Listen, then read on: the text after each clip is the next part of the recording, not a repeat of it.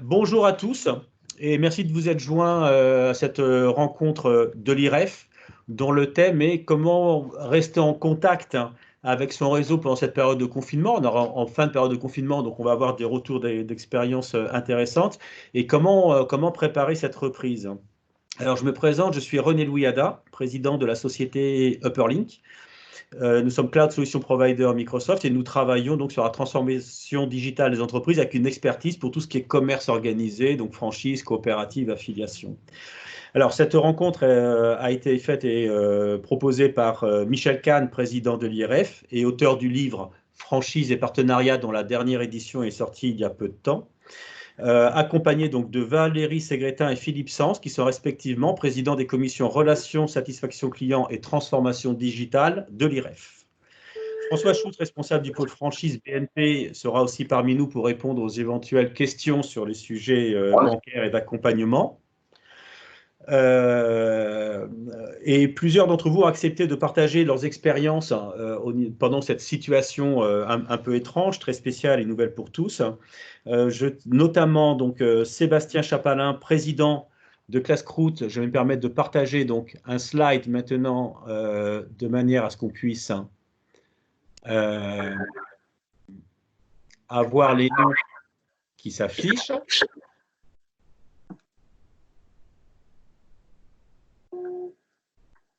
Voilà, donc, tout le monde voit l'écran, je pense. Benoît, tu me confirmes?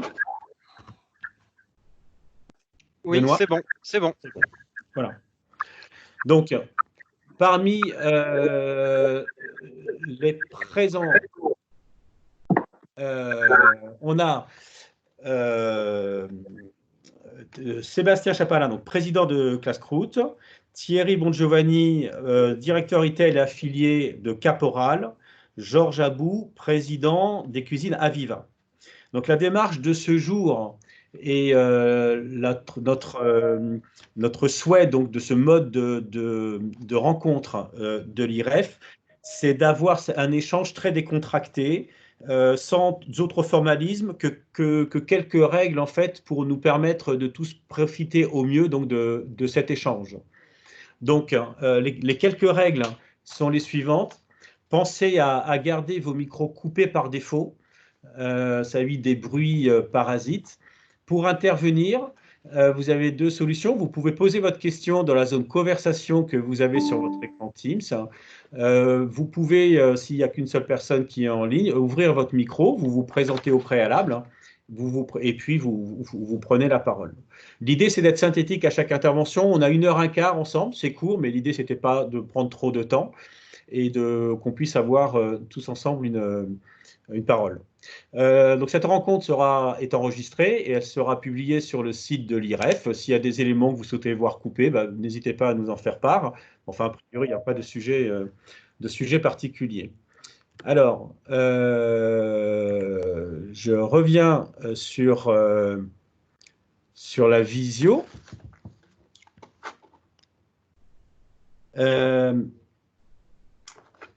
Michel, est-ce que vous pouvez nous rappeler en quelques mots pourquoi vous avez voulu nous réunir aujourd'hui et quel est le rôle de l'IREF au sein des commerces organisés?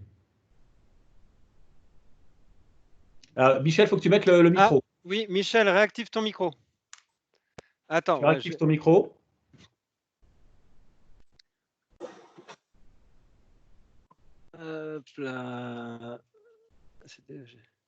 Tu l'as fait tout à l'heure, donc tu dois pouvoir le faire. Alors.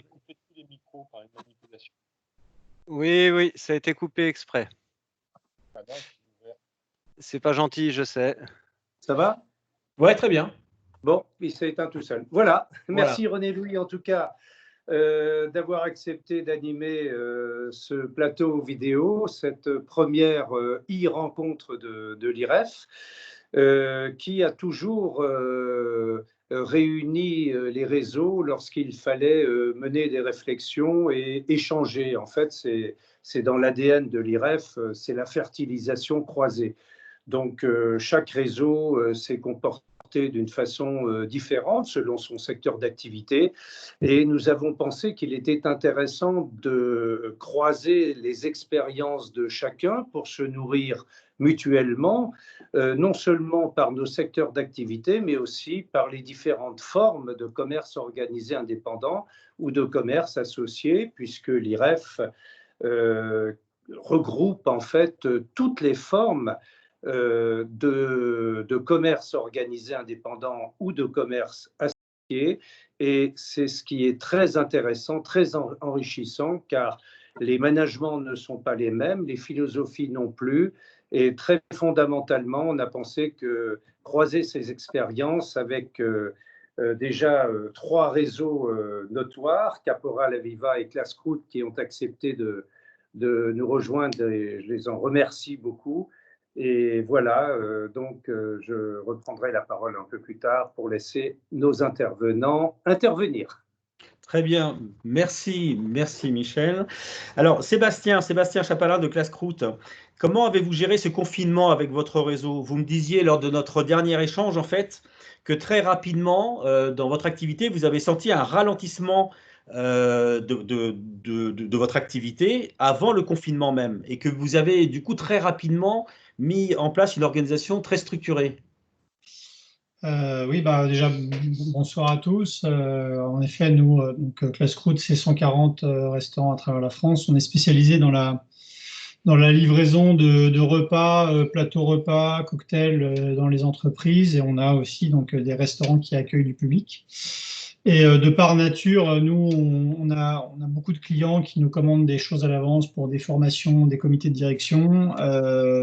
Et donc, on a senti fin février, début mars, une vague d'annulation, notamment en province et particulièrement dans l'est de la France, d'entreprises qui étaient en train de dire « oh là là, on va décaler la formation, on va décaler le comité de direction » et ainsi de suite.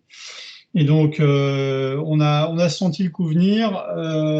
Bon, effectivement, quand le 15 mars est arrivé et qu'on nous a expliqué qu'il fallait fermer nos restaurants, on a tout fermé. On a tenté l'aventure de la livraison et de la vente emportée le lundi. Je dis bien l'aventure parce que finalement, on s'est retrouvé un petit peu embêté puisqu'on manquait d'employés qui commençaient déjà à avoir un peu peur de venir travailler. On a commencé à manquer de clients qui, sur les zones d'activité, n'étaient pas forcément présents. Et puis surtout, on s'est retrouvé dans des configurations un peu spéciales avec des clients qui souhaitaient manger comme auparavant, c'est-à-dire se mettre à table et puis manger comme ils le font tous les jours de l'année quand il n'y a pas de crise. Et donc ça, il a fallu gérer ce point-là. Et donc nous, dès le lundi midi, on a décidé à travers l'ensemble des problèmes que je viens de lister de finalement fermer l'intégralité du réseau. On a été suivi par l'ensemble de la restauration rapide qui a finalement pris la même décision. Et donc pendant toute cette période, nous avons été fermés. Nous relançons tout doucement notre activité. On a réouvert nos premiers établissements aujourd'hui, en livraison et en vente à emporter. Et toute la suite.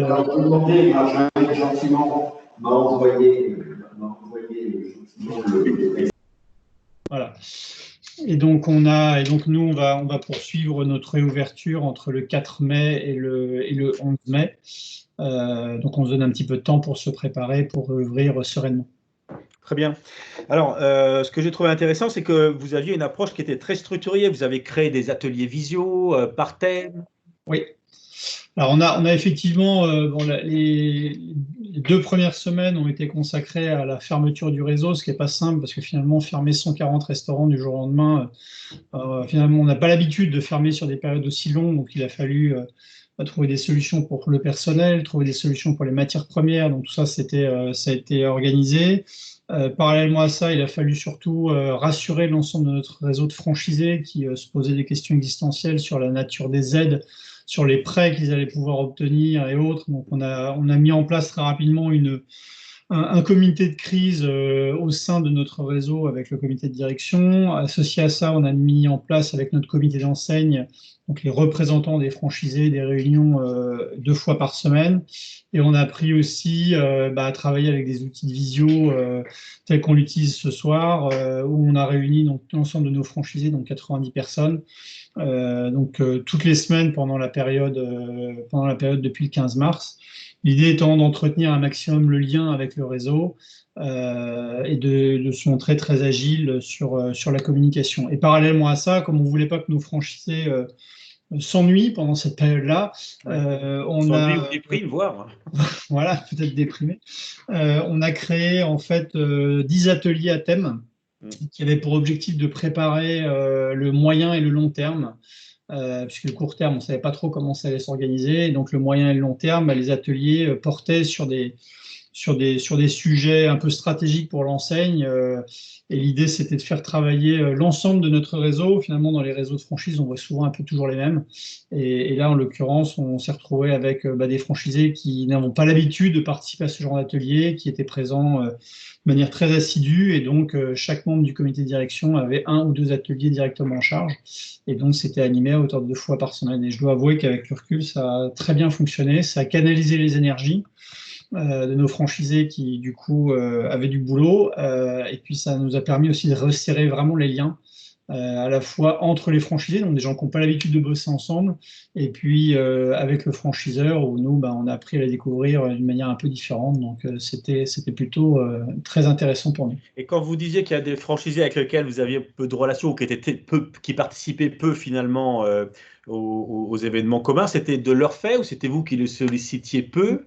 Non, c'était leur fait, c'est-à-dire que dans un métier de restauration, on a des profils avec des gens qui sont très exploitants. Donc, le service commence à 7 heures, se termine à 16 heures. J'ai pas forcément envie d'enchaîner sur un atelier organisé par le franchiseur à 17 heures. Ceux qui ont des structures plus importantes peuvent, eux, effectivement, délayer l'exploitation du service et donc se consacrer à ça. Donc voilà, tout simplement. Et c'est pour ça qu'on s'est retrouvé avec des profils de franchisés qu'on voyait pas finalement dans les ateliers jusqu'à présent. D'accord. Et les échanges inter-franchisés, donc entre eux, ça portait sur quoi en fait? Ça a été beaucoup à notre initiative. Par exemple, je prends un exemple, nous, depuis 2018, on a créé la direction du RSE au sein de l'entreprise. Et donc, on travaille beaucoup avec les franchisés sur comment est-ce ça doit se traduire pour notre consommateur. Et là, par définition, c'est un sujet qui est très, très vaste. Et c'était très intéressant d'entendre parler les uns et les autres sur ces questions et pas les 5-10 franchisés qui travaillent régulièrement avec nous. Et quand on a donné la parole finalement à ces 2 ateliers de 12 personnes, avec 24 franchisés, on a eu une richesse d'échanges tout à fait intéressante, quoi. D'accord. Et alors, quel est le retour des franchisés à ce niveau-là? Parce qu'il y a une situation qui est plutôt angoissante, quoi. C'est du chiffre d'affaires de perdu, c'est des coûts qui restent malgré tout, qu'il va falloir amortir. Donc, quel est leur morale dans leur situation psychologique? Ouais, il y a eu une première phase de grande inquiétude parce qu'à l'époque, les dispositifs, que ce soit les aides de chômage partiel, les aides avec les prêts BPI, les prêts PGE via la BPI n'étaient pas clairs. Donc il y a eu une grosse angoisse là-dessus. Quand les choses se sont un petit peu, je dirais. Alors, sur ces premiers éléments, vous les avez accompagnés, vous avez créé des documents standards que vous leur avez donnés, Oui, ou alors alors. vous avez fait des liens vers les sites légaux, comment ça s'est passé? Ouais, alors on a fait plus que ça. C'est-à-dire qu'en fait, il y a un des ateliers, c'était effectivement animé par notre DAF, c'était d'avoir quelqu'un qui puisse répondre à toutes les questions. Parallèlement à ça, on diffusait beaucoup d'informations puisqu'on est très présent, nous, dans les différents organismes patronaux auxquels nous avons le droit. Donc, on diffusait toutes ces informations. Parallèlement à ça, d'un point de vue plus personnel, on avait mis aussi en place une cellule d'aide psychologique pour les franchisés auxquels ils pouvaient avoir accès. L'idée étant de pouvoir éventuellement aller se confier, parce qu'en tant que chef d'entreprise, ils avaient peut-être pas forcément envie de se confier à nous et de le faire auprès d'un tiers. Donc ça a extrêmement bien fonctionné. Donc, pour répondre à la question sur le moral, il y a eu cette première phase un peu délicate d'une quinzaine de jours. Quand les premiers accords sont tombés et qu'il n'y a surtout eu aucun refus, les choses se sont vraiment bien enclenchées et le moral aujourd'hui est au beau fixe. Ils ont très envie de recommencer à travailler. Et ça, je crois que comme beaucoup d'entre nous. D'accord. Donc, vous avez mis en place une cellule psychologique quelque part ou un professionnel à disposition? Oui, alors, bah, un professionnel externe pour pouvoir finalement parler des choses qui restent confidentielles, et puis un professionnel du métier avec une casquette finance juridique pour les épauler, parce que bon, on connaît les franchisés, il y a des sujets sur lesquels ils sont pas forcément à l'aise et nous on leur apportait toute cette aide dans les méandres administratifs, quoi. D'accord, ok. Bah, c'est intéressant comme démarche, hein. Vous êtes, à ma connaissance, le seul qui a mis ça en œuvre à disposition, mais il y en a certainement d'autres qui l'ont fait, hein. Et n'hésitez pas, pour tous ceux qui participaient à cette rencontre, à marquer vos commentaires ou à demander à intervenir pour partager vos expériences, hein, tout au long de cet échange. Georges Abou, merci beaucoup. Georges Abou, président de Aviva Cuisine. Lors de notre échange préalable, j'ai compris que pour vous, en fait, cette crise a été l'opportunité de, déjà d'accélérer des projets, un projet digital qui était dans les cartons, qui vous tenait à cœur, mais pour lequel vous n'avez pas forcément du temps pour le sortir. Et puis finalement, il y a un point qui m'avait marqué dans cet échange, c'est que vous disiez, vous, finalement, cette crise, c'est l'occasion de sortir de sa zone de confort, de se remettre en mode pionnier et de redémarrer de plus belle. Oui, bonjour à tous. Oui, c'est exactement ça. Mais avant tout ça, là, on a fait aussi la centrale s'est réunie. On a créé une cellule de crise pour accompagner notre réseau. On a eu la même problématique qui s'est dit précédemment. Et on les a accompagnés. On a même mis tout ce qui était dans les cartons en termes de formation. On a fait de la formation par visioconférence de tous nos franchisés. On a eu aussi un phénomène, c'est ça a soudé le réseau. Le réseau s'est mis autour de nous parce qu'il y avait une problématique et on les a accompagnés. Moi, comme je suis tourné beaucoup plus vers le commerce, je m'étais dit, bon, on a cette crise. Elle est là, il va falloir la gérer. Donc, tous nos magasins sont fermés, hein, nous en avons 84, tout est fermé. Nos fournisseurs ne peuvent pas nous livrer, donc nous sommes distributeurs, donc on reçoit nos cuisines d'Allemagne. Donc, eux pouvaient nous livrer, mais nous, on ne pouvait pas recevoir la marchandise, ce qui fait qu'on n'a pas pu livrer ni facturer. Donc, voilà, donc on est dans cette situation. Les choses reprennent légèrement, mais je pense que les choses vont reprendre. Parallèlement, on s'était dit, il fallait qu'on ne laisse pas le réseau dans un confinement commercial, il fallait bouger et revenir à des basiques du commerce, c'est-à-dire qu'on était dans notre zone de confort, des magasins qui fonctionnent, tout allait bien, la communication et tout, et du coup, on restait tout le temps dans une phase où un petit peu embourgeoisée, où on souhaitait pas, où on avait du mal à rentrer de nouveaux projets parce que ces projets venaient déranger le quotidien. La crise a été une sorte d'accélérateur de particules, d'accord, ça a accéléré ce qui a été dans les tuyaux et ce qui fait qu'on a fait un bond peut-être dans notre tête d'1 an à 2 ans dans notre tête très rapidement. Et il fallait se mettre en route. Je crois que les crises, c'est toujours difficile à vivre, mais en même temps, on est en perte de repères parce qu'en tous les cas, moi qui suis quelqu'un du terrain, il y avait un environnement de digital, de communication, de différentes personnes et chacun est dans sa zone de confort, qui avait du mal à être bousculé. Et moi, je suis revenu. Alors, je viens moi d'une formation de vente sur le terrain, quasiment en porte-à-porte, en télémarketing. J'ai une grosse expérience dans le commerce et je m'étais dit, le digital c'est bien, mais les hommes et les femmes sont dans le confinement, il va falloir qu'on se mette en contact avec eux. L'idée qu'on avait dans les tuyaux depuis 2 ou 3 ans, mais qu'on a testé il y a 5-6 mois, mais la centrale avait du mal à y adhérer parce que, toujours pareil, hein, il y a toujours ces lenteurs à accepter, eux, de se mettre dans une zone de danger, donc ils préféraient ne pas bouger, pour certains. Et donc, du coup, ça a accéléré, d'accord? Ça a accéléré. Et on a mis quelque chose de très, très basique où on demande aux clients, vous êtes chez vous, c'est gratuit, on a besoin de vous, vous avez besoin de nous, parlons-nous. Et donc, on a mis un système de visioconférence où on a mis quelque chose sur Internet, sans communication, sur les réseaux sociaux. Et puis, au début, on a eu 5 rendez-vous, le lendemain, 20 rendez-vous, on a été un peu débordés. Et on a arrêté la machine parce qu'on ne pouvait pas assumer. On a mis d'autres dessinateurs. Et oui, là, vous manquiez de vendeurs même à cette époque-là. Tout le monde était chez eux puisqu'on on les a tous mis en chômage. Et donc certains cadres étaient sur le terrain. Et du coup, on a abordé cette idée avec le bureau de les R&D, deux collaborateurs qui ont mis cette idée en place, mais d'une manière très simple, très simple, parce que des fois le confort amène des idées, on monte à 7 ou 8 niveaux, alors que des fois un numéro 1, un numéro 2 en niveau, ça suffit largement. Et on a mis cet élément-là et le public a été au rendez-vous, ce qui fait que notre réseau, maintenant, on leur a envoyé les rendez-vous, ils sont déjà en activité, ils sont sortis de leur confinement, la léthargie commerciale qu'ils avaient, et ils ont rappelé les clients, ils commencent à être en contact avec eux. Donc déjà ça, c'est un bon point. On est dans l'antichambre, la salle de musculation, pour attendre la reprise, en sachant qu'elle va se faire, on ne sait pas comment, mais on verra. Mais d'une manière ou d'une autre, nous, on souhaite contacter le client par sa venue en magasin, c'est notre travail, mais on compte aller maintenant chez lui aussi. Si le client ne vient pas chez nous, on ira le rencontrer, on ira le voir parce que on pourra pas attendre que le client hésite ou vienne ou ait des craintes à venir en magasin, malgré tous les éléments de protection que l'on mettra. Voilà un petit peu pour la réflexion qu'il y a. Et il y a aussi, ça a fédéré le réseau autour de cette idée et ça motive le réseau, c'est-à-dire que il y a moins de spleen, il y a moins de questions. Ils sont toujours, bien sûr, dans leurs questions parce que le business n'a pas vraiment repris. Mais on a déjà amorcé la pompe du commercial. On ne va pas attendre que le gouvernement nous dise « go, allez-y ». Il faut qu'on prenne le devant pour pouvoir aller sur le terrain.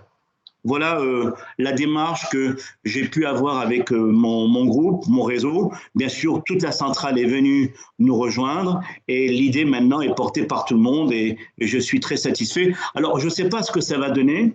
Il y a eu aussi une autre accélération, c'est que la digitalisation de notre réseau, on la remettait tout le temps à demain. Je pense que là, il y a un accélérateur. On va rentrer dans une forme de distribution quand même, où je pense que le client fera son projet à 95% chez lui ou par des outils de visioconférence et il viendra conclure après en magasin, mais je pense qu'on n'aura pas le flux, en tous les cas dans les 6 mois ou dans les 8 mois qui viennent, le même type de vie qu'on avait avant. Il y aura une évolution dans le comportement, en tous les cas dans notre profession.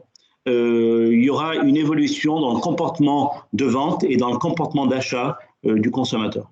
Oui, alors oui, effectivement, ce que vous disiez qui m'avait marqué, c'est de dire ok, certes, le confinement cause Covid-19, mais ne rentrons pas dans un confinement commercial. Donc, j'ai bien aimé cette démarche, mais qui est liée aussi à la nature de votre métier, de ce que vous vendez. Vous disiez en fait que finalement, le consommateur était plus disponible. Il avait ce besoin de plus se pencher sur son intérieur. Donc, du coup, ces 20 à 30 rendez-vous que vous avez sortis comme ça par jour, avec un manque de vendeurs, il a fait que vous remobilisez vos vendeurs pour pouvoir répondre aux questions, c'est quelque chose qui vous a surpris ou pas surpris, mais enfin quelque chose qui est arrivé très naturellement. Et par ailleurs, ce que vous disiez par rapport à votre activité, vous dire un projet de cuisine, c'est pas effectivement comme casse-croûte ou un repas non consommé, c'est un repas qui se vend pas demain. Une cuisine, c'est un projet qui est pas fait, c'est un projet qui est simplement reporté. Donc, en fait, vous risquez de devoir générer quelque part une suractivité. Donc, on voit deux choses. Il y a eu un changement du consommateur pendant la période de crise. D'une part, vous risquez d'être confronté éventuellement à une surcharge pour la partie installation, mais ce que vous disiez aussi, c'est que vous anticipiez même le changement de consommateur demain, changement de comportement du consommateur demain. Oui, je pense qu'on a le devoir en tant que dirigeant d'entreprise d'anticiper. Il y a d'autres secteurs qui ont déjà largement anticipé, qui sont rentrés dans un autre monde depuis longtemps. On est encore dans un monde classique parce on a un métier qui est porteur, un marché qui est là. Donc, on a tendance à travailler sur la rente. Et moi, je préfère créer de l'argent que travailler sur la rente, parce que la rente, ça peut être éphémère. Regardez, un virus arrive, bouscule tout notre métier, tous les éléments que nous avions. Et je crois que c'est bien dans la tête de toujours être fier et content de ce que l'on a, mais aussi de se remettre en question en permanence.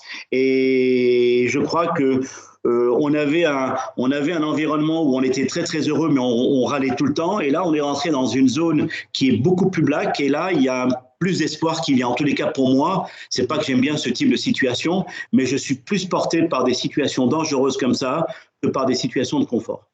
Ouais, très bien. Merci beaucoup. Thierry Bongiovanni, vous faites partie du comité de direction de Caporal en charge du retail et des affiliés. Dans notre échange de préparation, je vous ai senti très, très focalisé sur la reprise, en fait, et qui, pour vous, ne va pas être forcément simple, alors pour vous comme pour tout le monde, hein, parce que vous n'avez pas de certitude sur la réglementation, sur les consignes à respecter. Et puis, vous avez une particularité, c'est que vous avez un réseau hétérogène, des franchisés, des affiliés, des succursalistes, avec des engagements financiers différents par rapport au réseau et quelque part avec des préférences de politique commerciale de reprise qui pourraient être divergents. Tout à fait. Bonjour à tous. Donc Caporal, c'est plus de 140 magasins en enseigne et c'est plus de 800 multimarques majoritairement sur le territoire français. Donc on s'est focalisé sur la reprise de l'activité, vraiment en pensant que à partir du 11 mai, on allait reprendre une activité soutenue. Les premiers résultats montrent dans les pays voisins que l'activité est quand même très en deçà des historiques. Pour autant, il va falloir trouver des solutions pour développer le chiffre d'affaires et la rentabilité des points de vente. La difficulté que l'on rencontre chez Caporal, c'est la diversité des canaux de distribution. Parce qu'on distribue au travers de succursales, de magasins en franchise, d'affiliations, de multimarques. Et il faut essayer de trouver les meilleures solutions pour satisfaire tout le monde et pour optimiser le business de chacun. Donc voilà, on est en ordre de marche. On va dire qu'on a trois grands axes qui sont au cœur de notre réflexion aujourd'hui. C'est l'axe de la stratégie commerciale que l'on va développer et l'organisation des équipes de vente avec des commerciaux itinérants, hein, les régionaux, les merchandisers, les attachés commerciaux ou même des agents, et puis toute la force commerciale sédentaire qui sont dans les magasins. Donc ça, c'était une première strate où on a travaillé un parcours client et des normes de sécurité pour les équipes en magasin. J'y reviendrai. La deuxième chose, c'était tout le travail un peu, la digitalisation, l'omnicanal. On est très présent au travers de nos enseignes et on est en train d'accélérer la mise en place au travers de l'omnicanal pour nos partenaires aussi. Là aussi, c'est une volonté de notre part et on a saisi l'opportunité d'être un peu confiné pour accélérer son développement. Et le troisième point qui est très important pour nous, c'est la gestion des stocks. Parce qu'on a encore beaucoup de stocks été qu'on n'a pas pu vendre pendant ces dernières semaines. Et puis, on voit arriver la livraison de la collection hiver 20 et sans avoir écoulé l'été 20. Et donc, nos partenaires franchisés et affiliés qui ont acheté et qui disposent de stocks dans les magasins se posent la question de à quel moment ils vont pouvoir écouler cette marchandise en attendant la livraison de la nouvelle. Donc, ce sont les trois grands axes, sachant que l'élément majeur qui peut aider à l'écoulement des invendus sont les soldes. Or, à date, les dates de soldes ne sont toujours pas fixées par le gouvernement. Donc, c'est difficile de mener en place et de mettre en place une stratégie commerciale pour développer le chiffre d'affaires et surtout optimiser la gestion des stocks sans avoir une date de début de solde qui est un peu le baromètre des fins de stock ou en tout cas de la gestion d'une collection. Voilà. Donc il y avait ça, mais il y avait aussi à la fois les stocks et à la fois les usines qui se sont arrêtées. C'est ce que vous disiez, à la fois on a des stocks et à la fois on a des usines qui n'ont pas repris aujourd'hui. Donc est-ce que je dois écouler des stocks plus... Il y a entre la législation, ce que va dire le gouvernement sur quand je fais les soldes, est-ce que je dois écouler vite et je risque de me retrouver sans marchandises à vendre ou voilà. Et voilà. À cela, il faut rajouter que les usines du monde entier, dans sa grande majorité, sont aujourd'hui fermées. Et donc, on risque d'avoir des retards de livraison sur la fin de la collection hiver, mais surtout sur le début de la collection été 21, où dans la grande majorité du textile, les présentations de collection se font au mois de juin. Et donc là, on est dans l'attente d'avoir des échantillons de collection. Et donc, c'est aussi une incertitude pour la collection à venir et l'été 21. Donc, savoir s'il faut écouler majoritairement sa collection été 20 ou est-ce qu'il faut conserver ce qu'on n'a pas mis en place dans les magasins pour la reporter sur l'été 21. C'est toutes ces questions qu'on se pose et on gère au quotidien tous ces assortiments magasins et toute cette gestion des stocks. Donc, on va dire que pendant ce confinement, on doit gérer la gestion des stocks et le stock de 3 collections en simultané avec des engagements pris ou pas pris. Donc, voilà, toute cette gestion des stocks est assez importante pour l'avenir de nos partenaires et de nos magasins. Tout à fait. Alors, il y avait un autre sujet qui est très important, c'est le sujet donc parce que votre réseau disait comment on va rattraper notre chiffre d'affaires, parce qu'il faut rattraper du chiffre d'affaires par rapport à nos coûts. Nos coûts, c'est quoi? C'est le personnel et les loyers. Donc, le personnel est pris effectivement au moins pour partie par le chômage partiel. Tout à fait. Et les loyers alors Les loyers, on est en cours de négociation avec tous les bailleurs aujourd'hui alors, ils ont vite annoncé la suspension des loyers, sauf qu'on trouve que c'est largement insuffisant parce qu'aujourd'hui, il y a une absence totale d'activité, donc une absence totale de chiffre d'affaires. Donc, nous, on part du principe qu'il n'est pas concevable de devoir payer des loyers aux bailleurs, sachant qu'on ne peut pas développer du chiffre d'affaires. Donc, dans un premier temps, il y a une suspension avec un report des loyers sur les mois à venir. Mais nous, ce qu'on demande et ce qu'on a commencé à obtenir de la part de certains bailleurs, c'est la suppression, l'annulation pure et simple de certains loyers pendant cette période de confinement et de fermeture au public, quoi. Et ça, vous engagez ces négociations avec quoi? Parce que vous êtes essentiellement dans des centres commerciaux, donc effectivement avec des Oui. gros bailleurs. Mais est-ce que vous arrivez aussi à gérer ça auprès de particuliers Alors, nous, chez Caporal, 95%, 97% de notre parc de magasins sont dans les centres commerciaux. Donc, on est plutôt avec des gros bailleurs institutionnels et beaucoup moins avec des petits particuliers. Les petits particuliers, on paye le loyer, on sait que la gestion est plus difficile. On essaye de vraiment d'échanger avec les gros bailleurs avec qui on a beaucoup de magasins. Donc voilà, la négociation. Après, avec les indépendants, ça se fait en tête-à-tête avec le bailleur. Donc c'est plutôt toute la grosse partie des magasins avec les gros bailleurs institutionnels. D'accord, très bien. Donc après, comment rattraper le CER? Il n'y a pas moyen de rattraper le chiffre d'affaires. On est d'accord, ça, il faut que les… Ça va être long à le rattraper. Après, on va dire que la saison été 2020, elle va être très compliquée et on ne va pas compter sur les soldes pour aller rattraper du chiffre d'affaires. Ce qu'il va falloir, c'est bien s'organiser sur la collection hiver en magasin et surtout s'assurer que notre fin d'année, ça fait 2 ans qu'on subit les gilets jaunes, les différentes manifestations et les fins d'année sont fortement grévées par ces événements-là. Donc j'espère que cette année, notre fin d'année, qui est la plus porteuse, en tout cas sur le textile, pour générer du chiffre d'affaires, nous permettra de rattraper et de limiter ce recul sur cette année 2020. Après, il va bien falloir se préparer au niveau des équipes en magasin, notamment les gestes barrières, les gestes sécurité, pour garantir un maximum de sécurité et rendre serein nos équipes de vente en magasin. Très bien. Alors, je voudrais justement par rapport à cette crise gilet jaune et puis crise Covid, donc il va y avoir un affaiblissement de certains membres du réseau. Et donc, juste avant d'aborder le sujet, de faire de boucler auprès de l'ensemble de nos 3 intervenants, on a une remarque de la part de Christian Badia, effectivement, qui participe à notre réunion et qui proposait effectivement peut-être d'intervenir pour partager d'autres expériences sur les points indiqués, ou alors aborder directement cet autre point avant que nos invités prennent la parole sur comment soutenir le réseau, parce que de manière certaine, cette crise, il va y avoir de la casse après cette crise, il va y en avoir dans les réseaux, très probablement plus auprès des indépendants. Donc se pose la question quand même de ce réseau, comment le maintenir, quel est le rôle de la tête de réseau. Monsieur Badia, est-ce que vous voulez intervenir sur le sujet peut-être ou sur d'autres sujets? Alors, pour intervenir, vous cliquez sur… vous reprenez le micro, vous réactivez votre micro. C'est fait. Très bien. Bonjour, monsieur. Vous m'entendez? Oui, on vous entend très bien. Je vous laisse vous présenter. Bonjour à tout le monde. Christian Badia, donc, je suis le fondateur de la franchise Verticale avec un K.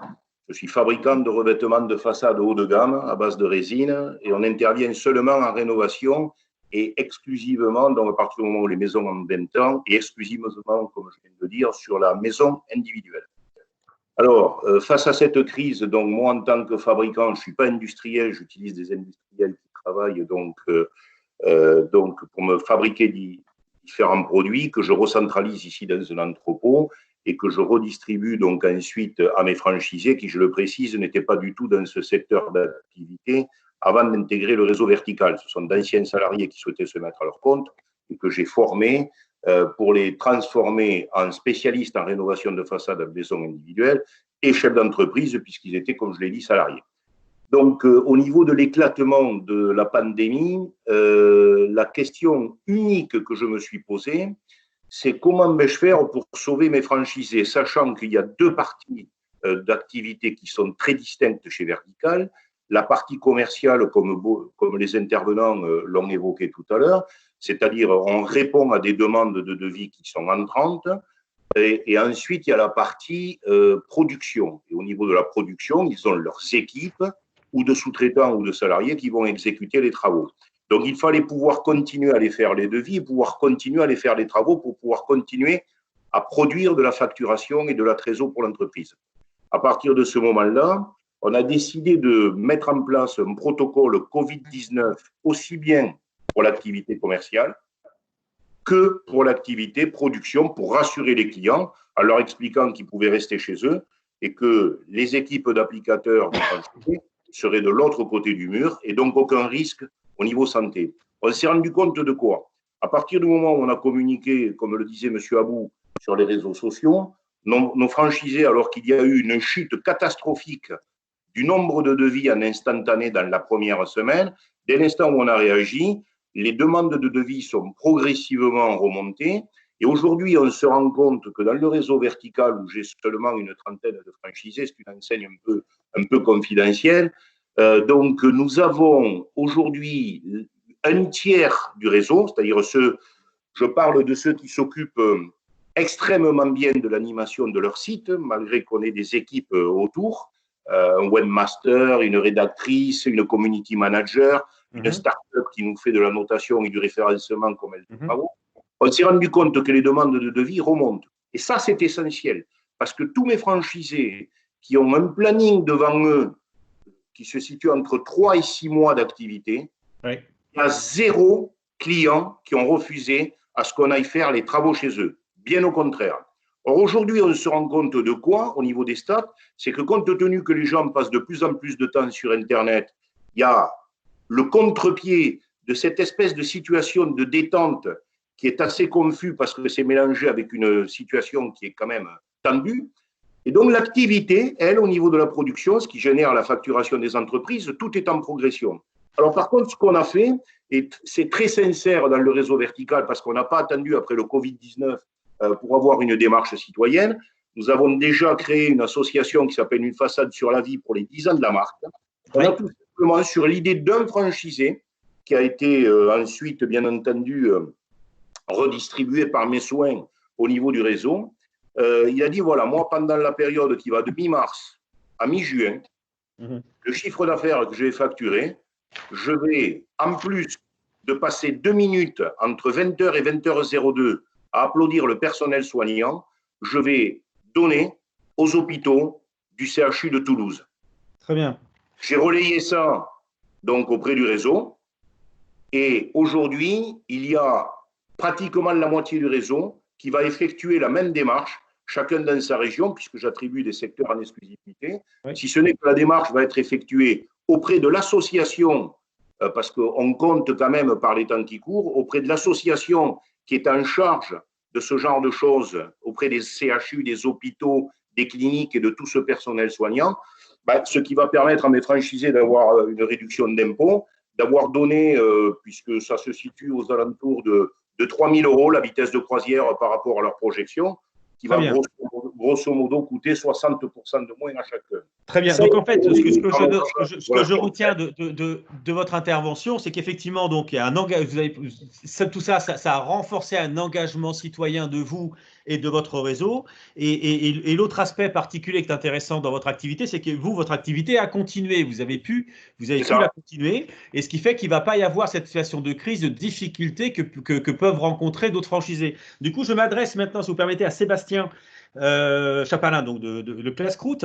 Donc vous, dans votre réseau, est-ce que vous avez noté des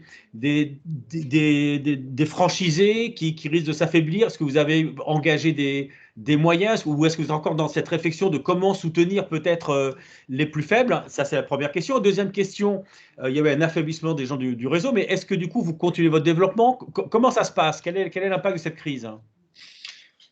Pour les franchisés les plus faibles, on les a surveillés quasiment tous les jours parce que il y avait de toute façon une angoisse liée aux aides qu'ils allaient pouvoir obtenir. Il y avait aussi une angoisse liée à comment est-ce que tout ça allait redémarrer en termes de chiffre d'affaires. Donc, on a déjà traité le premier problème qui est de dire, OK, les aides, tu les as eues, donc bon, on va pouvoir avancer.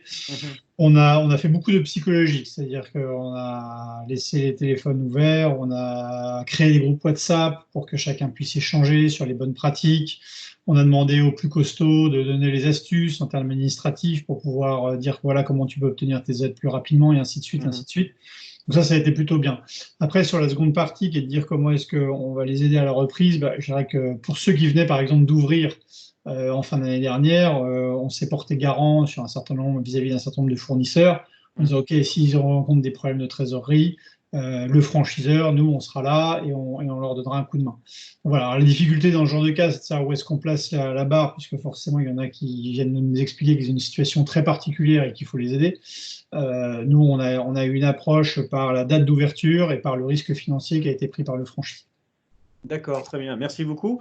Georges Abou, de votre côté, donc, est-ce que vous avez fait un audit de votre réseau qui permet de voir les plus faibles et moins faibles? Vous me disiez une chose qui m'avait marqué, mais qui est importante, qui est de dire que je vais faire le point et je vais voir ceux qui ont joué la carte de la franchise ou pas. Et là, du coup, ça relève un point important qui est l'engagement du franchisé vis-à-vis du franchiseur. Franchisé-franchiseur, il y a une relation bilatérale, des engagements bilatéraux. Est-ce que vous pouvez nous en dire plus sur votre démarche? Alors là, c'est là où on a vu la force d'une franchise et d'un réseau. Je pense qu'il y a des indépendants, et c'est la vie qui le veut, mais dans la situation où l'on vit maintenant, un indépendant qui est détaché de l'aspect juridique, l'aspect informatique, c'est un peu compliqué et certains indépendants peuvent être dans l'isolement, voire une forme de mort qui peut être précipitée malheureusement. Là, dans le réseau, on a eu des personnes qui 5 à 10% qui venaient irrégulièrement à certaines réunions. Là, on a senti que tout le monde est venu autour du réseau. Ils ont sorti l'appui du réseau au niveau juridique, au niveau commercial. On faisait des réunions régionales. On en a fait déjà 3. On fait une tournée de France. Celle qu'on faisait physiquement, on l'a fait par visioconférence pour donner les bonnes pratiques, pour accompagner les gens. Ça les a sécurisés. Là aussi, la cellule de crise qui se réunit au siège tous les jours, parce que je m'aperçois qu'en fin de compte, on travaille beaucoup plus, et c'est même beaucoup plus fatigant depuis que la crise est arrivée. Je pensais qu'en étant chez moi, j'allais pouvoir me reposer un petit peu, mais je vois qu'aussi bien nous, la centrale, nous sommes tous les jours au travail. Il y a cette cellule de crise qui a abordé tous les aspects financiers, les fournisseurs, les accompagnements, les franchisés les plus faibles, on les aide. Voilà, tout a été mis en place.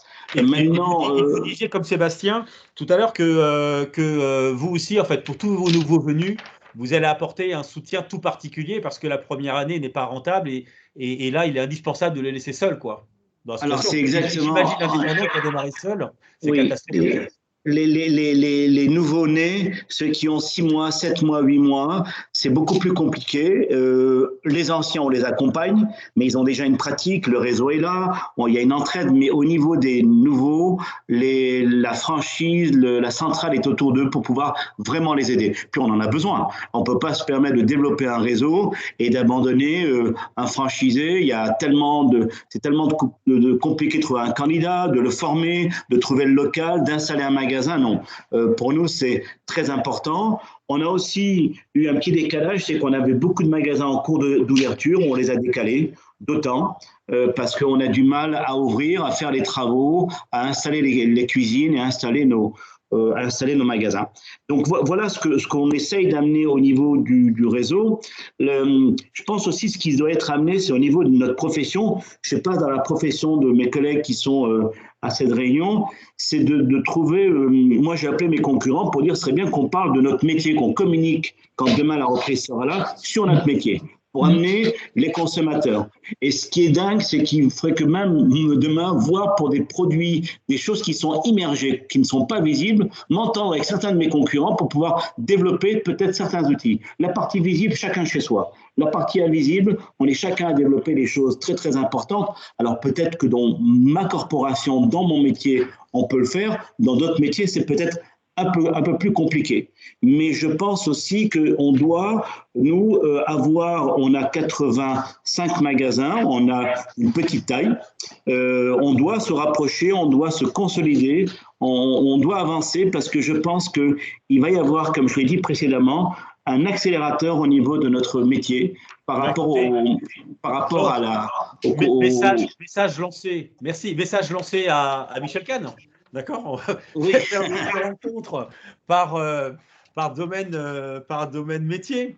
Hein, pourquoi pas. Oui, alors, Thierry, de votre côté, là, au niveau vous suivez ceux qui sont en difficulté, vous avez prévu des actions pour les aider? Alors, Thierry, il faut remettre votre micro. Ouais.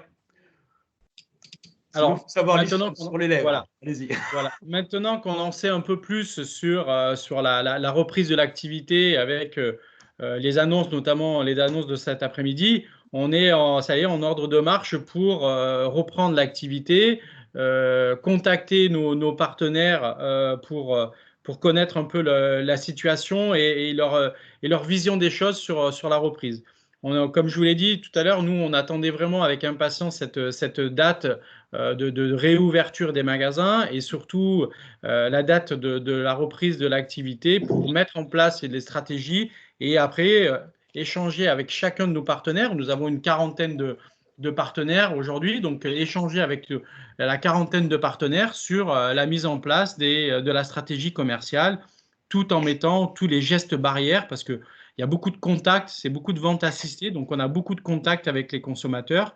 Il va falloir apporter beaucoup de sécurité, de sérénité et de confiance pour l'ensemble des consommateurs. Parce que nous, on est vraiment dépendant du flux dans les centres co, du flux dans les magasins. Et donc, il va falloir montrer, démontrer et prouver que tous les gestes barrières sont vraiment sécurisés dans les points de vente. Voilà, et c'est vrai qu'un geste barrière pour vendre du caporal qui est censé faire de jolies fesses avec un masque, c'est peut-être un peu plus compliqué. Il va falloir faire preuve d'inventivité et d'innovation. C'est surtout que pour échanger sur un produit, les distances de sécurité, se parler à 1 mètre, toucher un produit, l'essayer. Donc, quand un client il va essayer un produit, il va le remettre dans le magasin, donc il faut le nettoyer, donc il faut le mettre de côté. Donc, il y a tout un protocole qui est en train d'être mis en place pour nos partenaires, pour les aider à piloter au mieux leur activité et donner toute la confiance aux consommateurs. D'accord. Est-ce que vous disiez aussi c'était offrir les kits de sécurité aux partenaires, parce qu'il y a quelque chose que vous envisagiez Oui, c'est participer avec eux à cette période de difficulté et de sécurité sanitaire pour l'ensemble. Et ce qui est vraiment primordial, c'est la confiance de nos collaborateurs et la confiance du consommateur sur le lieu de vente qui vont se rencontrer. Très bien, merci. Alors, le dernier thème que je voulais aborder avec vous, c'est finalement cette crise. On n'a pas cette gestion de cette crise, mais qu'est-ce que ça a changé au bout du compte? Est-ce que l'après-crise va être différent pour vous? Est-ce que vous envisagez votre relation avec le client différemment? Quelle est votre approche et quel est l'impact de cette crise? Alors, je laisse la parole à celui qui veut prendre la parole le premier. Allez-y. Je pense que l'homme est incorrigible. Ouais.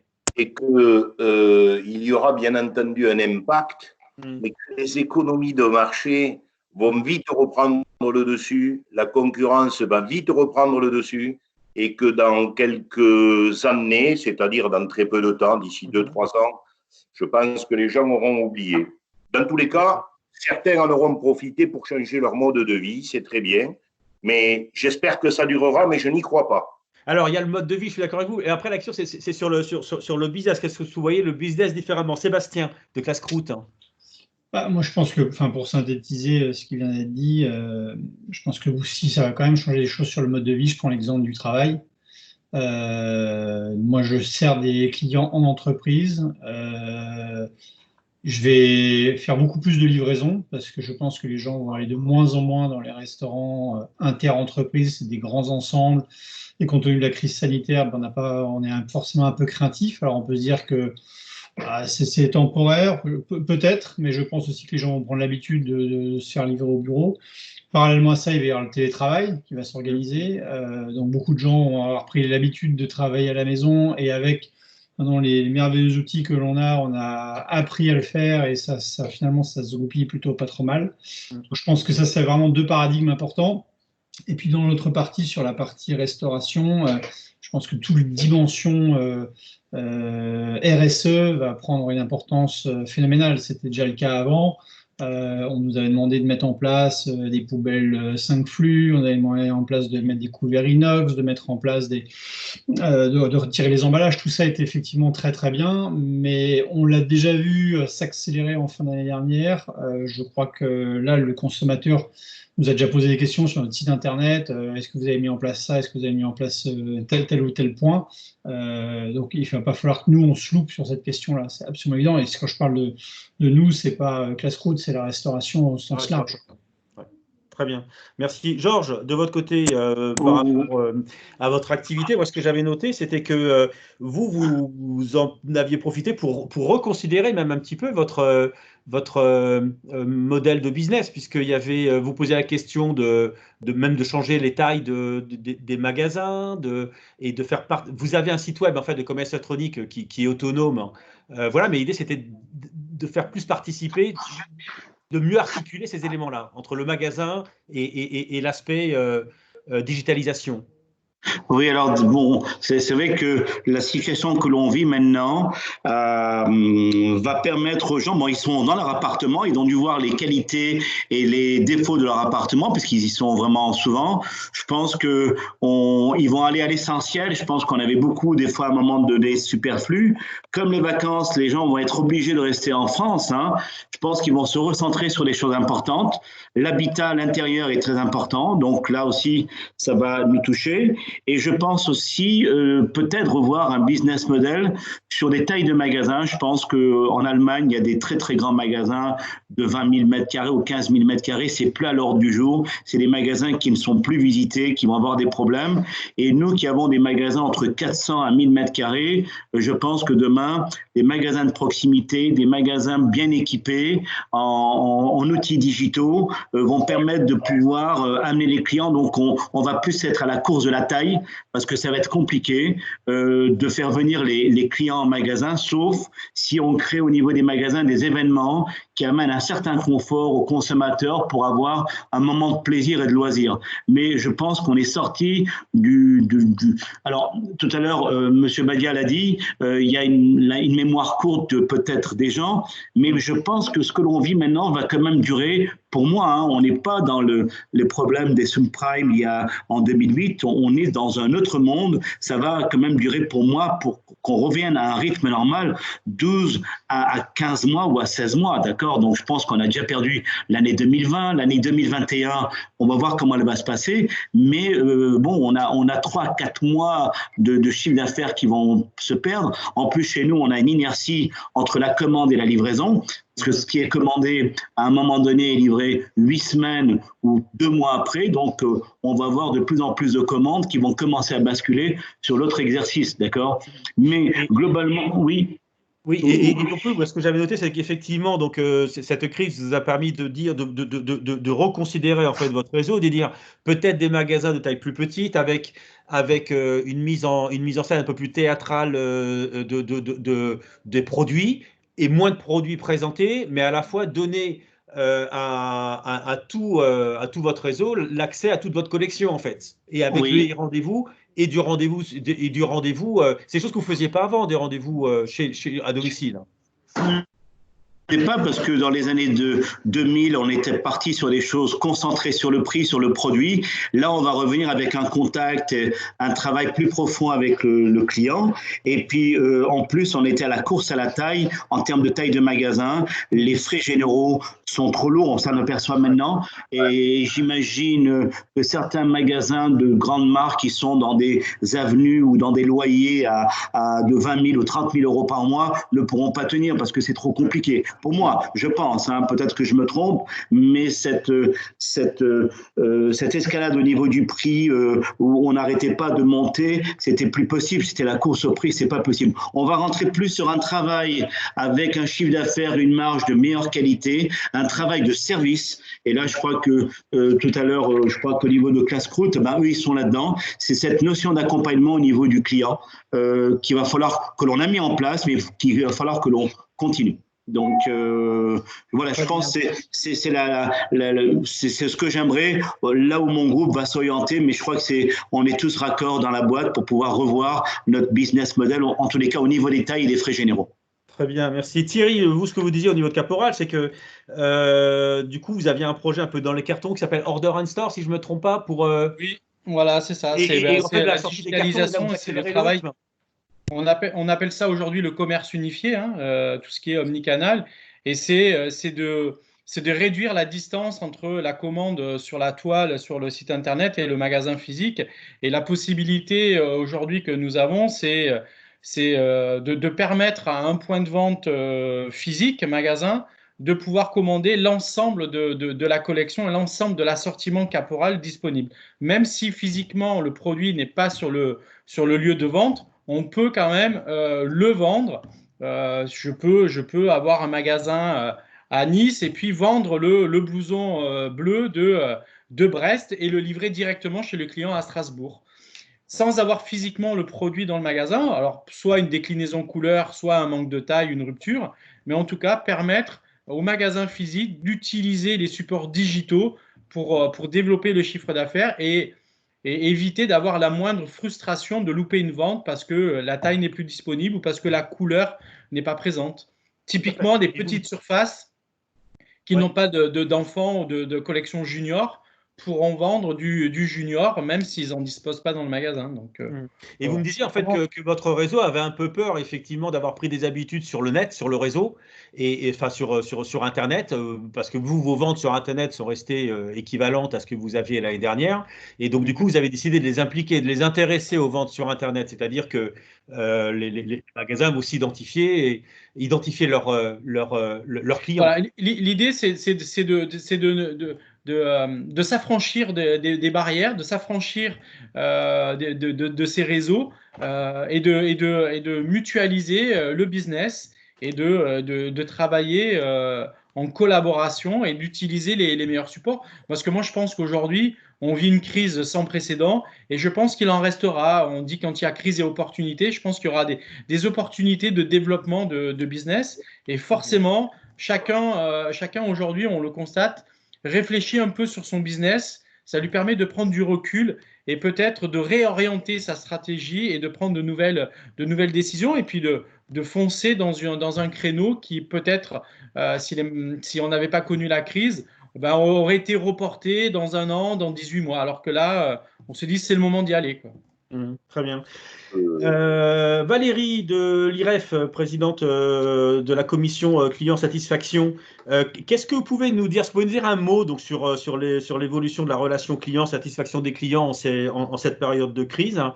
Et après, Philippe, je te demanderais de nous dire aussi, effectivement, tu m'as fait part du fait, alors Philippe, qui est le président de la commission digitalisation donc de l'IREF, hein, tu me disais effectivement qu'il y avait beaucoup de réseaux qui accéléraient leur processus de digitalisation, que ce soit de vente en ligne dont on a parlé, ou d'outils de pilotage des réseaux, en fait, qui leur permettent de développer et de gérer leur performance. Valérie, dans un premier temps, un petit mot sur l'aspect relation et satisfaction client. Oui, tout à fait. Alors, effectivement, c'est bon, vous m'entendez? Oui, très bien. Oui. Super.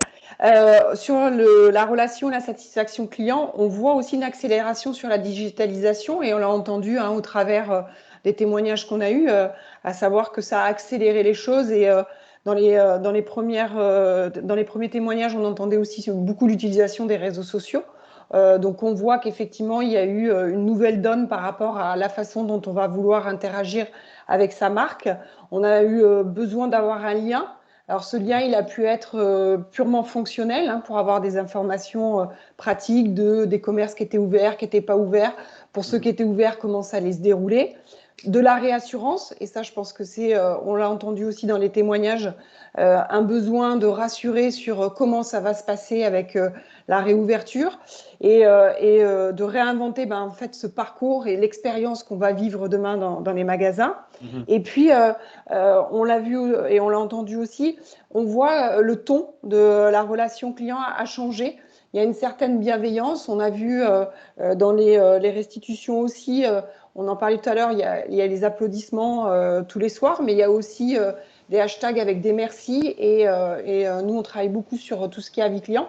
Là, on a vu aussi des gens qui remerciaient les commerces qui sont restés ouverts ou qui ont anticipé ce lien, qui ont été solidaires pour même des commerces qui étaient fermés et qui ont continué à communiquer avec leur marque sur différents canaux. Et ce qu'on voit aussi, c'est qu'effectivement, et on l'a entendu au travers des témoignages, il y a une volonté de dire que demain, ça ne sera pas hier. Clairement, il y aura un changement. Alors, avec le fait de l'oublier, d'en avoir la mémoire ou pas, mais de réinventer le parcours et l'expérience qu'on va devoir avoir quand on sera en magasin, et donc de satisfaire à cette expérience-là, d'où le rôle de la relation et de la satisfaction client, le fait de pouvoir interagir.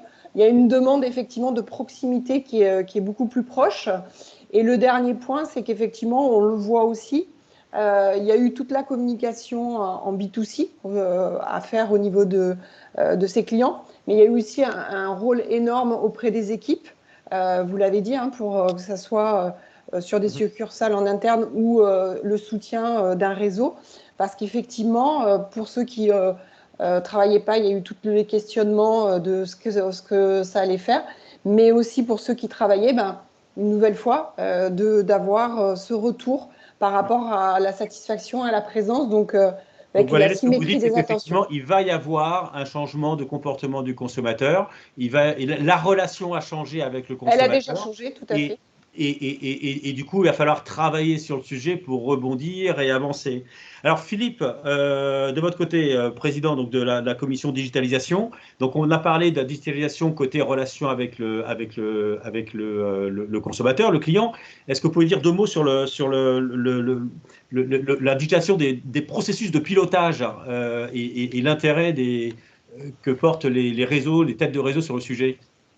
Bonsoir. Donc je rebondirai sur ce qu'a dit Georges tout à l'heure à propos de la nécessité d'optimiser les coûts fixes qui sont aujourd'hui à maîtriser. Et donc la digitalisation est bien évidemment une grosse opportunité parce que ça permet dans l'ensemble de mieux maîtriser les process internes et donc de mieux maîtriser les coûts. Donc il va y avoir un gros enjeu pour les réseaux de travailler sur ces sujets process, de telle manière, grâce à la digitalisation, de maîtriser ses coûts. Très bien, merci beaucoup. Alors, on parle de digitalisation. Mallory, je vais te demander de prendre 5 toutes petites minutes pour présenter Teams de notre partenaire, donc Microsoft partenaire pour cet événement. Je te laisse prendre la main, s'il te plaît. D'accord, bonjour à tous. Alors déjà, merci pour vos témoignages très intéressants. Je vais vous faire une petite démonstration de l'outil Microsoft Teams. Je ne sais pas si vous connaissez déjà. L'objectif de cette application, c'est justement de rapprocher les équipes à distance pour leur permettre de communiquer beaucoup plus facilement, rapidement et de partager des données, des conseils, toutes sortes d'informations intéressantes. Donc Teams, pour vous donner une vision globale, c'est un outil qui va vous permettre de rassembler vos équipes et leurs ressources à un seul et même endroit pour pouvoir communiquer et collaborer, comme je le disais. La force de Teams, c'est que c'est aussi un agrégateur d'outils et donc pour chacune de vos équipes, vous allez pouvoir associer des applications pour définir l'environnement de travail de vos équipes.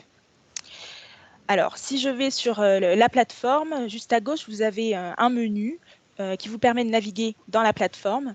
Dans ce menu, vous allez retrouver des espaces privés et puis un espace d'équipe. Voilà, juste ici, si je clique sur équipe. Donc ici, par exemple, vous voyez l'ensemble des équipes auxquelles je fais partie. J'ai la possibilité juste en bas de créer une nouvelle équipe ou d'en rejoindre une. À savoir que dans Teams, on a la possibilité de créer deux types d'équipes. Une équipe publique, c'est-à-dire une équipe ouverte à l'ensemble des collaborateurs. Donc les collaborateurs pourront rejoindre votre équipe sans demander l'approbation, pardon. Ou bien vous avez la possibilité de créer des équipes privées. Et là, vous pourrez communiquer avec les membres de vos équipes sur des sujets confidentiels, partager des documents confidentiels. Alors, par exemple, vous pourriez profiter de ces équipes pour créer une équipe pour votre CODIR, une équipe pour le siège ou encore créer une équipe privée pour vos réseaux de franchisés. Une fois que vous aurez créé vos équipes, vous aurez à organiser vos espaces de discussion et vos espaces de stockage en créant des canaux. Donc là, voici un exemple d'équipe. À l'intérieur de mon équipe, comme vous voyez, j'ai des canaux qui me permettent d'organiser le stockage et le fil de discussion de mes équipes. Donc, par exemple, pour une équipe de réseau de franchisés, vous pourriez créer un canal par région de franchisés pour pouvoir discuter avec eux. Alors, vous allez remarquer que lorsque vous créez une équipe dans Teams, vous avez un canal général qui se crée par défaut, que vous ne pouvez pas supprimer. Et justement, à travers ce canal général, vous allez pouvoir communiquer pour l'ensemble de votre réseau de franchisés. Donc, par exemple, si vous souhaitez communiquer sur le lancement d'une nouvelle collection, vous posterez votre nouvelle collection dans ce canal-là. Et l'ensemble de vos franchisés seront informés de cette nouvelle collection, pourront échanger avec vous sur le sujet, poser des questions, etc. Alors, à l'intérieur des canaux, les canaux, tout comme les équipes, vous avez la possibilité de créer des canaux standards, c'est-à-dire ouverts à tous les membres de votre équipe, ou de créer des canaux privés si vous souhaitez partager des choses confidentielles. Et ensuite, une fois que vous aurez créé vos canaux, vous retrouverez exactement la même structure. Dans chaque canal, vous trouvez un espace de publication qui vous permet de communiquer avec les membres de votre équipe, un espace de fichiers qui vous permet de stocker tous vos documents partagés avec les membres de votre équipe.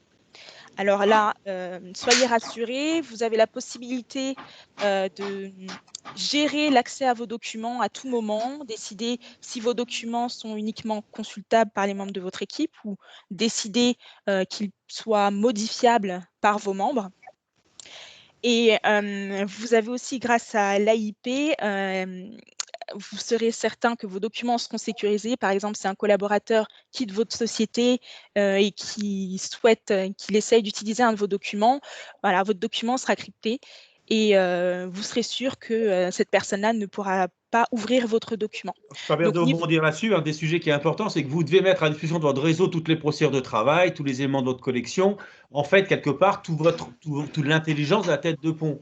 Donc, je vais mettre ça à disposition du réseau. Mais si demain, j'ai un élément de mon réseau qui part, il ne faut pas qu'il embarque toutes mes procédures de travail, toute la valeur ajoutée de la tête de réseau. Donc, pour faire ça, il y a des sécurisations et la personne pourrait avoir copié tous vos documents en question sur son portable à lui. S'il ne peut pas se connecter sur votre environnement Teams du réseau, et si vous supprimez les droits, il ne peut pas se connecter, tous ces documents ne seront plus accessibles. Ils sont cryptés, il ne peut pas y accéder. D'accord ? Donc, seules les personnes adhérentes à l'heure où ils veulent accéder auront accès à ce document-là.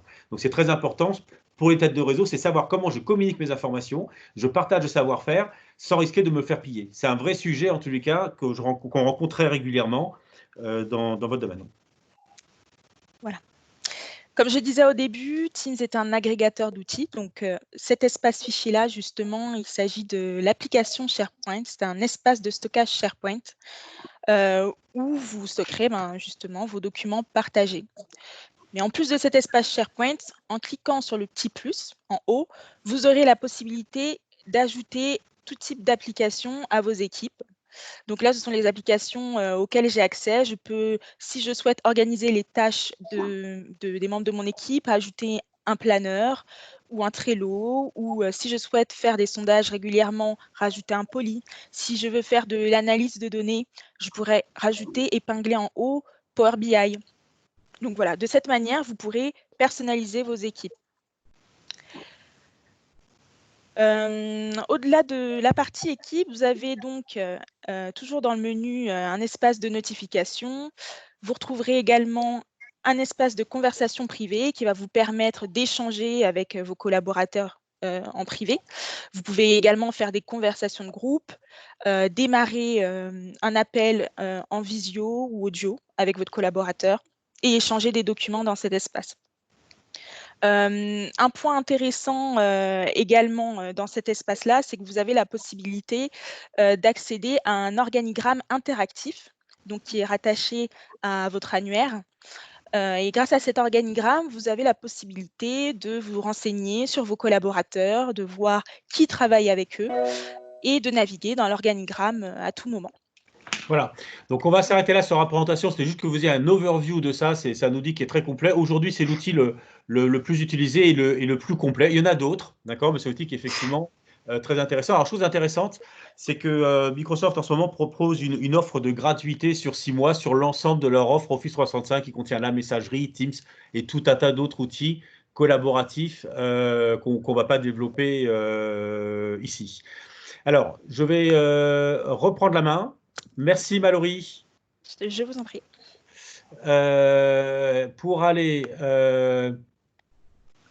sur nos deux derniers slides et arriver à notre conclusion.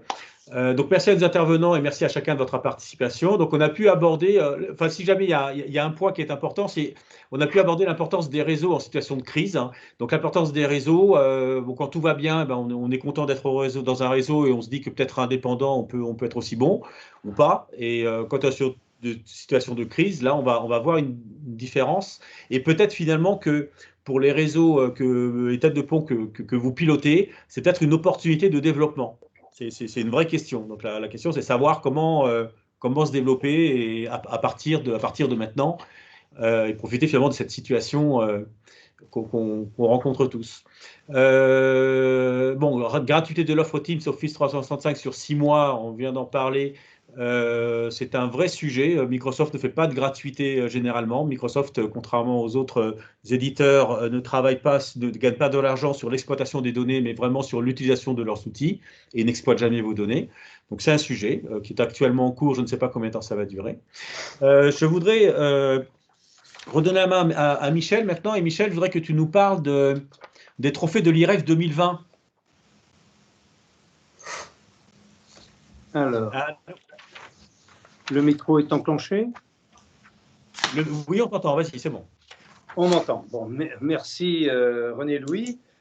Je voudrais tout spécialement féliciter les intervenants, Thierry, Georges, Sébastien, Philippe et Valérie, pour avoir tracé le contexte de nos préoccupations du moment et aussi pour nous projeter dans l'avenir.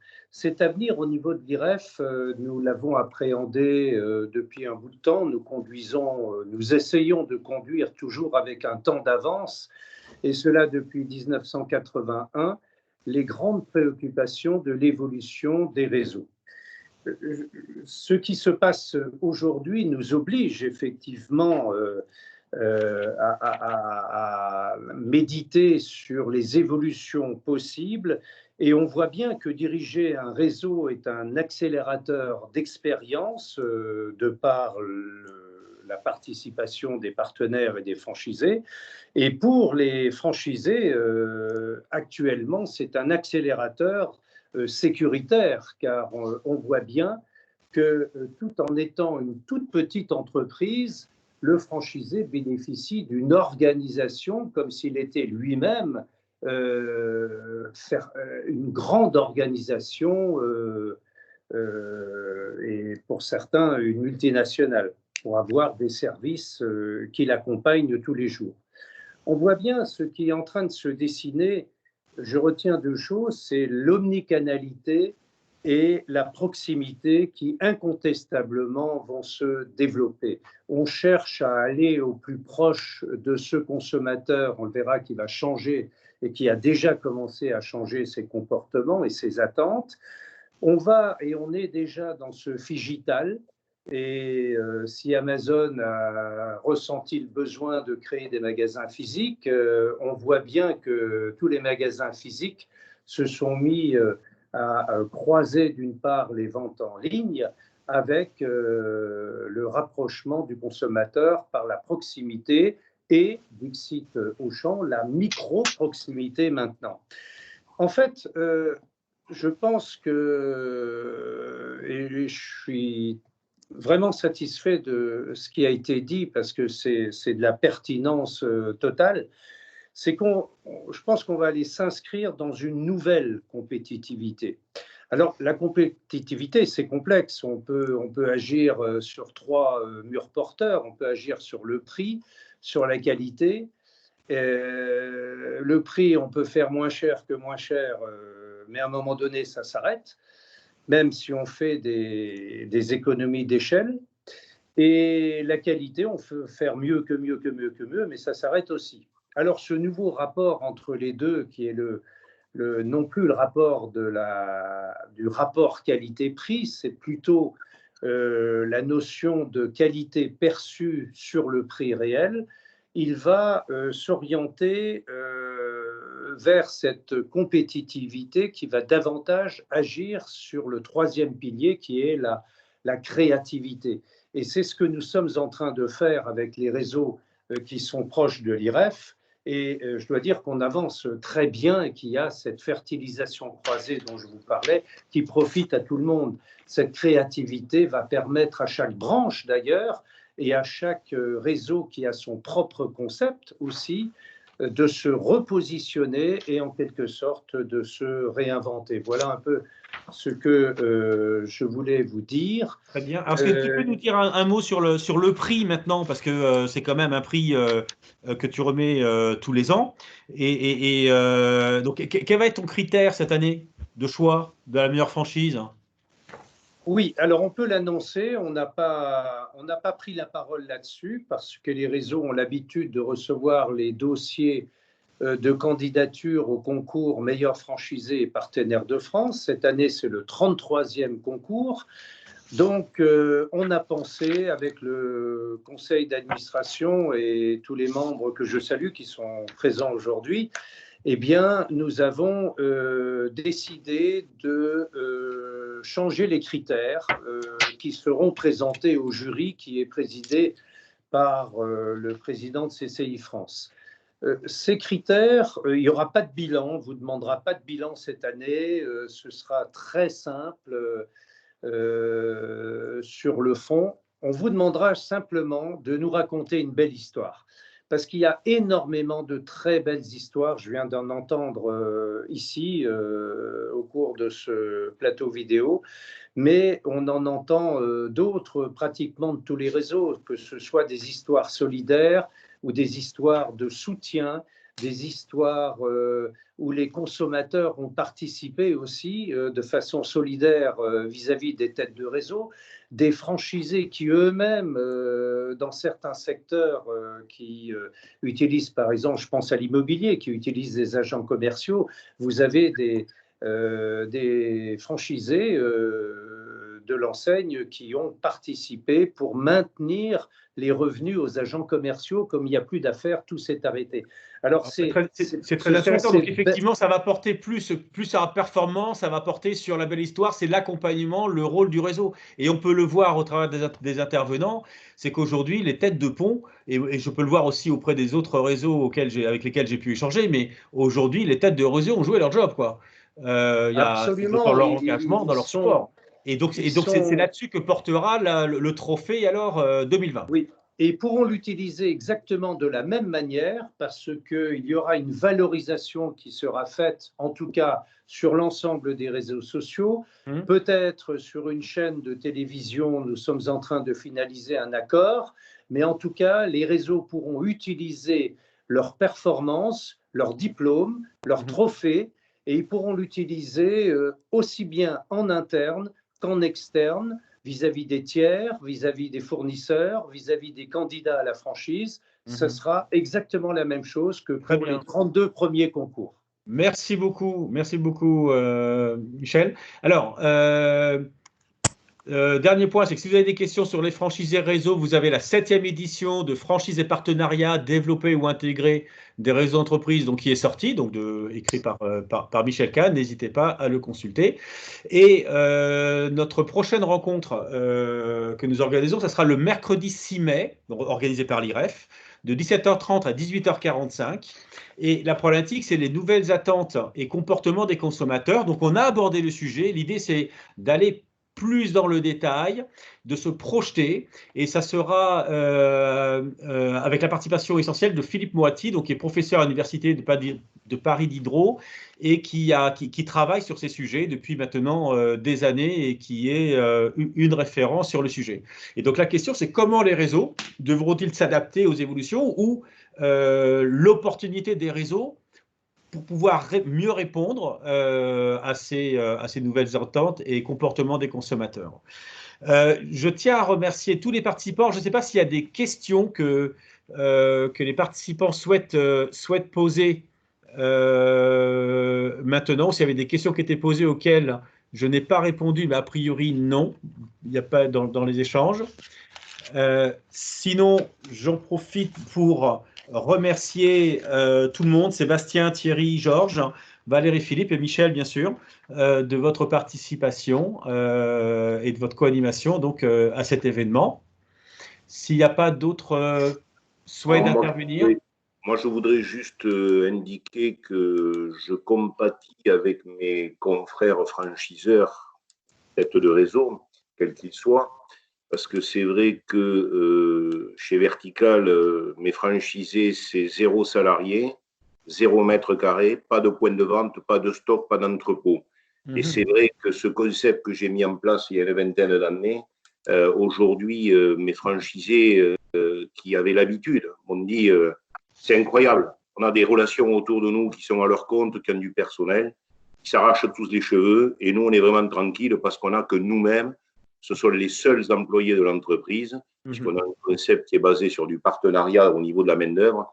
Et c'est vrai que je compatis très fortement avec les difficultés rencontrées par les différentes enseignes qui ont et du personnel et des mètres carrés et de grosses charges fixes.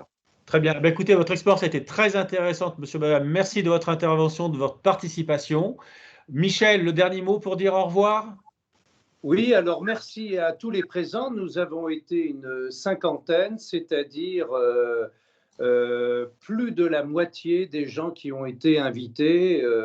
Et je suis impatient de vous retrouver la semaine prochaine sur ce beau sujet qui sera animé et présenté par le professeur Moati, qui est également président de l'Obsoco, de l'Observatoire de la consommation. Donc ce sera vraiment très utile pour appréhender vraiment ce qui est en train de se passer au niveau du consommateur qui a pris le pouvoir en quelque sorte dans ces nouveaux... Mais le consommateur a toujours eu le pouvoir de toute façon, n'est-ce pas? On est au service du consommateur. Merci beaucoup à tout le monde et je vous souhaite une très bonne soirée et on vous enverra une invitation pour les prochaines rencontres régulièrement. Alors Michel disait qu'effectivement on était une cinquantaine de personnes, plus de la moitié. En fait, c'est beaucoup plus de la moitié parce qu'on pensait, on a envoyé des invitations à une soixantaine de personnes. On a voulu faire ça en comité restreint. On en fera d'autres auprès d'autres groupes. Et donc, on pensait avoir une vingtaine, trentaine de personnes. Et finalement, on a été très nombreux. Merci à tous et très bonne soirée. Au revoir. Au revoir. Si, au revoir.